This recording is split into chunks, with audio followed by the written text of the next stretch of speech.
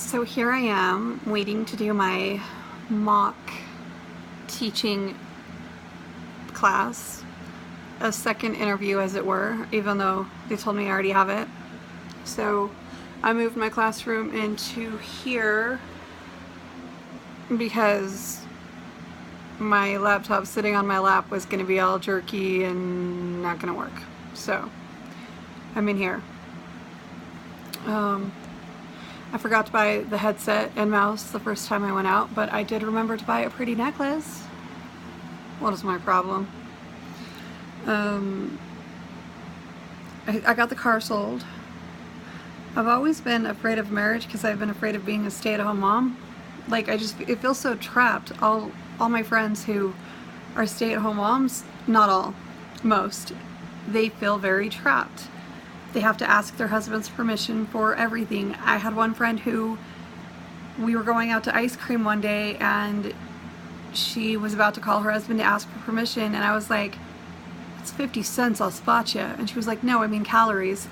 Now this woman is very intelligent. She has a master's degree and she was larger when they got married. It wasn't like he married a skinny little waif and then she gained weight like normal. No, she was in the army.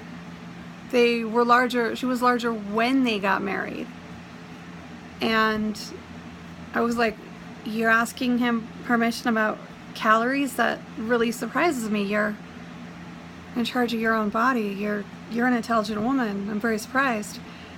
And she put the phone down because of my surprise. But that happens all the time.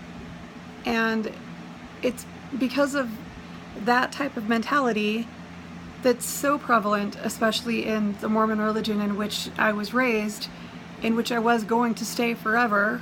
And I love Utah, I absolutely do. But when I was a Mormon, I would not have raised a family here.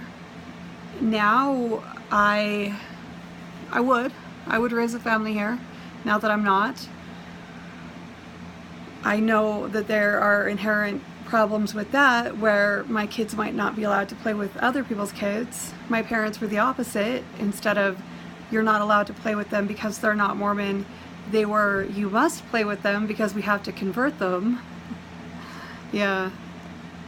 Although that is exactly what Mormons are supposed to be doing, so my parents maybe took it a little extreme, but you know, it happens.